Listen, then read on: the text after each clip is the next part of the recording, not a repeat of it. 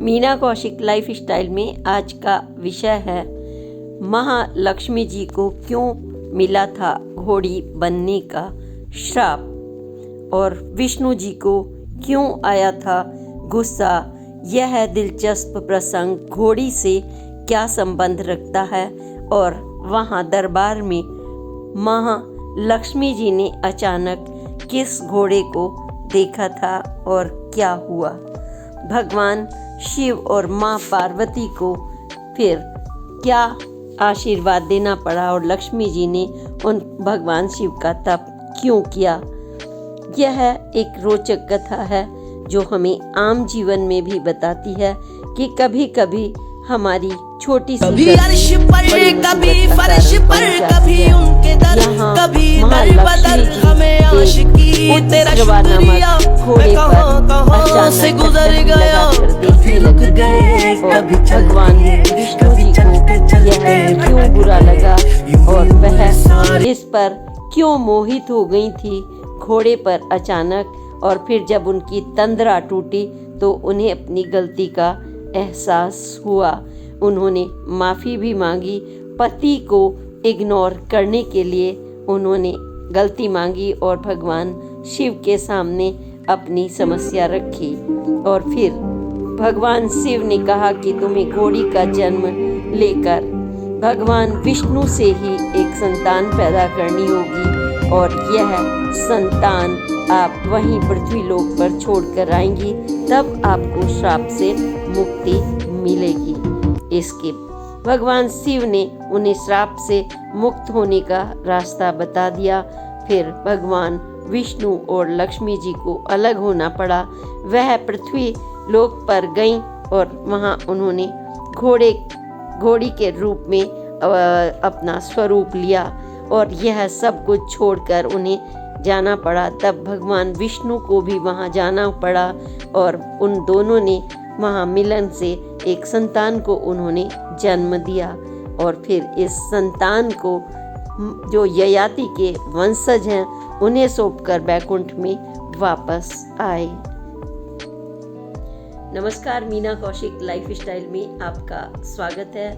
आज का विषय है माँ लक्ष्मी महालक्ष्मी को क्यों लेना पड़ा अश्वी यानी घोड़ी का स्वरूप, घोड़ी का जन्म उन्हें क्यों लेना पड़ा और इसके पीछे भगवान विष्णु या सृष्टि के रचयिता का क्या मकसद था।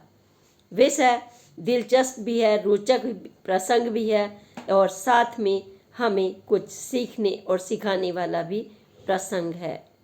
एक बार की बात है, पौराणिक कथाओं के मुताबिक भगवान विष्णु और लक्ष्मी जी बैठे हुए थे। अलग अलग तरह से इस कथा का वर्णन किया गया है। भगवान विष्णु और माँ लक्ष्मी बैठे हुए थे और उनके देवता भी नज़दीक अन्य दरबार की तरह से बैठे हुए थे। कोई वैचारिक मंथन हो रहा था और उसी समय सूर्य के जो पुत्र हैं रेवंत्र, अब सूर्य जैसा तेज पुत्र का होगा ही जो सूर्य के पुत्र हों, और श्वेत उनके स्वयं घोड़े का वर्णन आपने सुना होगा कि वह 7 घोड़ों पर सूर्य स्वयं निकलते हैं। जब उगते हैं तो अलग ही छटा होती है और उनके घोड़ों का रूप तो अलग ही है। तो जब वह रेवंत विष्णु जी से मिलने के लिए बैकुंठ में पहुँचे घोड़े पर सवार होकर के, तो उनका जो घोड़ा था श्वेत, वह बहुत ही ऊर्जा शक्ति से भरपूर और बहुत ही सौंदर्य अगर आप कहें इसके लिए, और एक खास व्यक्तित्व भी कह सकते हैं। हालांकि ये पुरुषों में ही कहा जाता है व्यक्तित्व नाम, लेकिन यहाँ मानवीकरण जैसे हम करते हैं समान का, ठीक उसी तरह से अलंकारों में अगर कहें तो अश्व ऊर्जा का प्रतीक होता है और रेवंत उस पर सवार होकर के गए थे। तो माँ लक्ष्मी जी की जब नज़र पड़ी तो वो टकटकी लगाकर उसको देखती की देखती ही रह गई घोड़े को। और घोड़ा उनकी निगाहें नहीं हटी। जैसे बार बार कोई हम अच्छी चीज़ देख लेते हैं और लेकिन हर चीज़ का एक अवसर होता है, मौका होता है, संयम होता है, वो वहाँ बैठे हुए थे। भगवान विष्णु जी ने लक्ष्मी जी कहा, बीच में जैसे पुकारते हैं, बात हो रही हो, लक्ष्मी जी, उन्होंने नहीं सुना। उन्होंने 2 बार कहा, फिर भी उन्होंने ध्यान नहीं दिया। तिबारा में जब उन्होंने नहीं ध्यान दिया और वो टकटकी लगा कर उधर देख रही थी, मतलब एक टकटकी लगा करके, नहीं ध्यान रहा। जैसे कई बार तंद्रा नहीं टूटती और आकर्षण इतना होता है, जैसे आदमी मोहित सा हो जाता है किसी चीज को देख करके या किसी को। तो भगवान विष्णु जी को उस समय गुस्सा आ गया। पति हैं तो 10 के बीच में बैठे हुए हैं मान लीजिए, और पत्नी इग्नोर कर दे, एक तो यह मैसेज जाता है। दूसरा, किसी और की तरफ पति जब बैठे हुए हैं या नहीं भी हैं मन में, तो आपने देखा होगा कि सीता हर वक्त जैसे राम को मन में रखती थी, तो उन्हें ये बात जो भी है अच्छा नहीं लगा। ये ईश्वर की लीला है, उन्होंने क्यों रची, इसके पीछे भी कहानी है। क्योंकि भगवान और शिव जो भी कहानियां हैं उनके पीछे, वो उनकी लीला है हमें सृष्टि संचालन के लिए। तो उन्होंने श्राप दे दिया माँ लक्ष्मी जी को, और जिनके आगे पीछे दुनिया घूमती है उनकी कांति क्षण भर में जैसे ही तंद्रा टूटी अचानक से, ऐसे हड़बड़ा करके। जब विष्णु जी ने चौथी बार कहा तो उन्होंने मतलब अपना सॉरी भी कहा कि गलती हो गई मुझसे, लेकिन भगवान विष्णु जी ने उन्हें श्राप दे दिया कि तुम अश्व पर मोहित हो गई, अब तुम्हें अगले जन्म में अश्वी ही बनना पड़ेगा, और जो आपको मृत्यु लोक में जाना पड़ेगा। मृत्यु लोक में जा कर के आप इसी जन्म में आपको धरती पर रहना होगा। और एक तरफ तो उनके देखिए संतान नहीं थी, दूसरी तरफ इतना बड़ा उनको झटका मिल गया कि भगवान विष्णु जी ने उनको ये श्राप दे दिया कि उन्हें पृथ्वी लोक पर जाना होगा। बैकुंठ लोक से अब आपकी बाय बाय हो गई उनकी, अब उनको जन्म लेना पड़ा। माँ बहुत दुखी हुई और शिव की तपस्या करने लगी। भगवान विष्णु जी से भी उन्होंने काफ़ी कहा कि आपने ये क्या कर दिया, मैं तो आपके बिना रह ही नहीं सकती। गुस्से में आपने मुझे इतनी छोटी सी बात पर क्यों इतना बड़ा श्राप दे दिया। जब वो बहुत व्यथित हुई तो भगवान विष्णु जी ने भी कहा कि यह श्राप से मुक्ति मिल जाएगी जब आपको अश्वी रूप में संतान जन्म दोगी। यानी इतनी बड़ी सजा, अश्व पर मोहित हुई हैं तो इतनी बड़ी सजा कि आपको उसी रूप में पुत्र को जन्म दोगी, तब वो मेरे पास आप आओगी। अब ये तो उससे भी बड़ी सजा हो गई। माँ लक्ष्मी ने कठोर तपस्या की और भगवान शिव से अपनी सारी उन्होंने व्यथा बताई। भगवान शिव ने जब प्रसन्न हुए, उन्होंने 1000 वर्षों की तपस्या की कठोर, उनको मृत्युलोक में रहना पड़ा। तब भगवान शिव प्रसन्न हुए और उन्होंने कहा कि विष्णु जी आपको वापस मिलेंगे, आप बैकुंठ में आओगी। भगवान विष्णु स्वयं आपसे मिलने आएंगे, लेकिन वहीं उसी रूप में आपको जन्म देना होगा। तो बस हम कुछ कर सकते हैं आपके लिए। उन्होंने कहा कुछ ऐसा करिए, मैं तो भगवान विष्णु जी के बगैर सोच भी नहीं सकती, मैं तो बस रह ही नहीं सकती एक पल भी जिंदा उनके बिना। तब उन्होंने कहा ठीक है, वो भी आपके पास आएंगे। फिर भगवान शिव ने विष्णु जी से कहा कि भाई आपने उन्हें तो भेज दिया, वो तपस्या कर रही हैं, आपके बिना रह नहीं सकती। अब आपने कहा है कि संतान जब हो जाएगी तब आप, और अश्वी रूप में, तो संतान तो तभी होगी ना जब आप अपनी पत्नी के पास भी उसी रूप में जाएंगे। यानी पुरुष के लिए भी उतनी बड़ी सजा। ये नहीं है गुस्से में आपने कुछ भी बोल दिया तो आपको सृष्टि के रचयिता तो माफ़ नहीं करेंगे, उनको भी वही झेलना पड़ता है। गुस्सा अच्छी चीज़ नहीं होती, यही बताया गया है। क्षण भर में हम अपने मतलब अपनों को छोड़कर दूसरी तरफ दूसरे लोगों पर ध्यान दें। सोचिए हमारा तो पति हमारी घर की चीज़ है, हम तो बाद में भी बात कर लेंगे, हम उनकी एक बातों का ध्यान ना दें तो यह भी उचित नहीं होता। तो हमें अपने परिवार का ध्यान देना ही होता है। फिर भगवान विष्णु जी आए धरती पर और अश्व रूप में उन्होंने मतलब दोनों का मिलन हुआ और वहाँ उन्होंने एक पुत्र को जन्म दिया। पुत्र को जन्म देने के पीछे भी यह भगवान विष्णु जी ने, फिर माँ लक्ष्मी जी भाई नाराज हुई, कहता ये आदमी ये क्या किया आपने, तो उन्होंने कहा और शिव ने भी कहा कि एक ययाति नाम के राजा घोर तपस्या वहाँ पर जो उनके वंशज हैं हरिवर्मा कर रहे थे, और उन्होंने भगवान विष्णु जी को पुत्र रूप में मांग लिया था। अब वो कैसे संभव हो जब तक वो आएंगे नहीं पृथ्वी पर, तो इसीलिए पृथ्वी लोक पर माँ लक्ष्मी और यहाँ पर उन्हें, वो तो सृष्टि के पालनहार हैं, उन्हें तो संतान की जरूरत नहीं, उनकी तो सारी सृष्टि जो है पूरी संतान ही है। और लेकिन जब ययाति ने कहा मुझे आप पुत्र रूप में चाहिए और तभी मेरा काम, मेरी तपस्या पूर्ण होगी, तो भगवान विष्णु जी को वहाँ लक्ष्मी को अश्वी रूप में वो आए, बच्चा उन्होंने पैदा किया संतान, और उसको वन में छोड़ करके वहीं पर हरि वर्मा जी के लिए छोड़कर चले गए। और फिर उन्होंने उन्हीं का पालन पोषण जो है हरि वर्मा ने किया पुत्र रूप में। ये अलग अलग लीला, लेकिन बड़ा मैसेज इसका यही जाता है कि स्त्री के लिए उसका पति प्रथम होता है।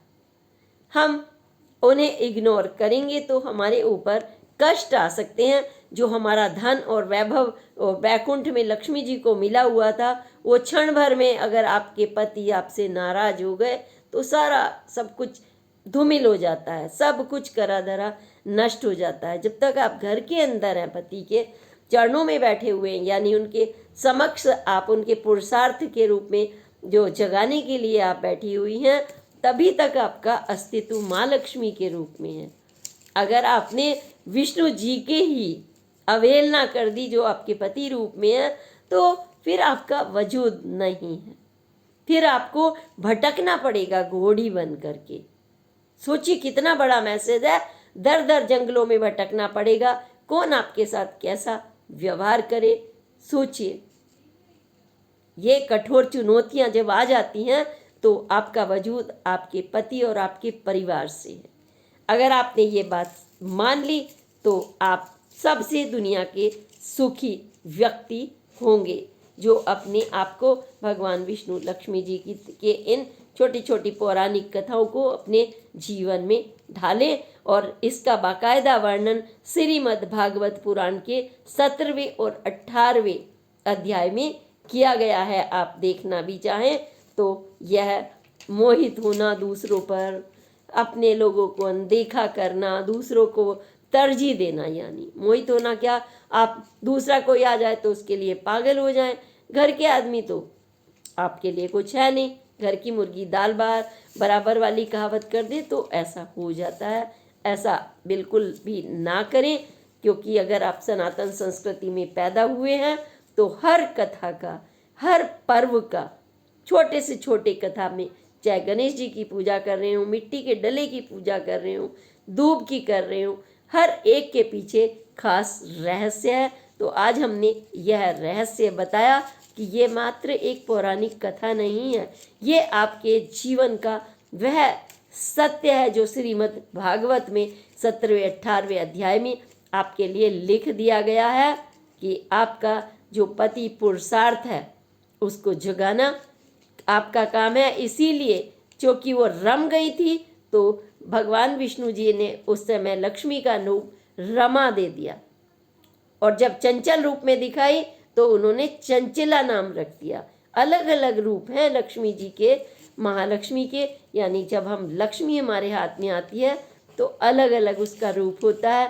ज्ञान और बुद्धि से ही उसका अच्छा सदुपयोग होता है। लक्ष्मी जी का जो गुण है वह तभी तक है जब आप उसके उस महत्व को, उस रहस्य को समझें। कौन चाहेगा, आपके पास इतना सुंदर परिवार मिला हुआ है, क्योंकि कोई भी सोना और चांदी नहीं खाता, ये आने और जाने की चीज़ है। प्रकृति में अगर सब कुछ है तो वह है आपका परिवार। प्राथमिकता आपकी होती है परिवार। क्या आपको बाहर भटकन कर मिलेगा कुछ?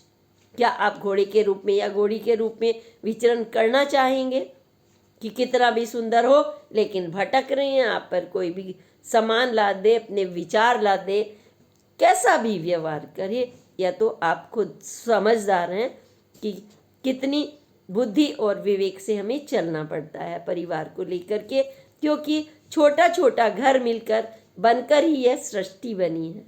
जैसे कण कण मिलकर के कैलाश और हिमालय बना है, इसी तरह से यह सृष्टि भी एक एक परिवार और एक एक व्यक्ति से बनी है। और हमें तब ध्यान देना पड़ता है जीवन में हमारी क्या जीवन शैली है, हमारे कैसे सकारात्मक विचार हैं, हमारे अंदर अपने आप को कंट्रोल करने की, नियंत्रण अपने इंद्रियों को वश में करने की कितनी शक्ति है, हम कब अपनी बुद्धि का प्रयोग करते हैं और कब ना कर करके हम उसे, जो सृष्टि ने लिखा है, हम उसे भी गंवा देते हैं। और हमें दूसरे की गाड़ियाँ अच्छी लगती हैं, दूसरे का घर, दूसरे का पति, दूसरे के बच्चे, हम हमेशा अपने परिवार की बुराइयां किया करते हैं। ऐसे व्यक्ति को कभी सुख नहीं मिलता। सच यही है कि अपना जो परिवार है वह एक पौधे की तरह से है। जितने प्यार से आप उसे सींचते हैं, कर्म से, पसीने से, खाद से, जो वैचारिक खाद है आपका, जो पुरुषार्थ है, जब आप उससे सींचते हैं तब सुख और समृद्धि, रिद्धि और सिद्धि और भगवान विष्णु और लक्ष्मी जी स्वयं आपके पास आ जाते हैं।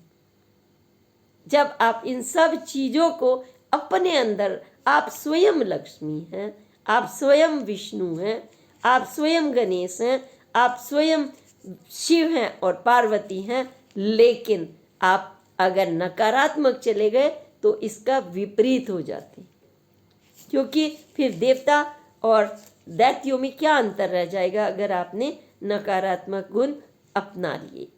इसी के साथ आज ये रोचक प्रसंग घोड़ा और घोड़ी का इसीलिए बताने के ये सब प्रतीक रूप में है कि अपने जीवन को आप सकारात्मक रूप से लें और यह सोचें जो भी आपको ईश्वर ने दिया है वो बहुत दिया है, वो उसकी कृपा है, क्योंकि अपनी संतान को अपनी उसकी योग्यता और अपनी जो ममता लुटाता है सबसे ज़्यादा आप पर ईश्वर लुटाते हैं। और वो यह नहीं चाहते कि एक बार वो बोरी रख दे सिक्कों की और आप सक्षम ना बने, वैचारिक रूप से भी, पुरुषार्थ रूप से भी, व्यवहारिक रूप से भी। वो चाहते हैं उनकी संतान खुद इतनी योग्य बने। इसके पीछे यही मकसद है। उनकी पत्नी भी उसी भावनाओं से पूर्ण हो और पति भी उन्हीं भावनाओं से पूर्ण हो, तभी हम उस सृष्टि का एक अंग बनते हैं। अन्यथा इसके विपरीत हम अपने आप को दैत्य की श्रेणी में रख करके और राक्षसियों की श्रेणी में रख करके अपने को नष्ट कर लिया करते हैं। और कौन चाहता है कभी भी? क्या भूकंप आपको अच्छा लगता है? जब घर में लड़ाई होती है, बर्तन फेंकते हैं, कभी कुछ फेंकते हैं, कभी आंखें तरेरते हैं, कभी गुस्सा करते हैं। आपने देखा अभी दिल्ली में जो भूकंप आया हफ्ते भर में 3, उसके बाद नेपाल में, इंडोनेशिया में, तो क्या ये धरती हुई कांपती हुई आपको अच्छी लगती है? नहीं ना।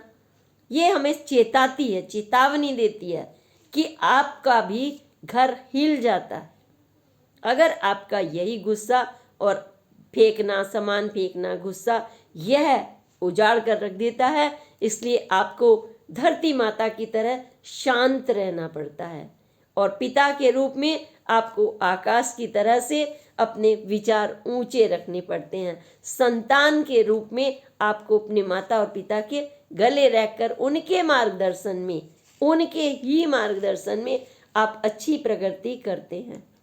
अन्यथा प्राकृतिक आपदाएं, प्राकृतिक चुनौतियां आपको तोड़ कर रख देती हैं। इसी के साथ इस मैसेज के हम कहेंगे जय माँ लक्ष्मी, जय विष्णु जी, श्री शिवाय नमस्तुभ्यम, जय श्री गणेशा। अगली पोस्ट तक के लिए प्रणाम। जय हिंद, जय भारत।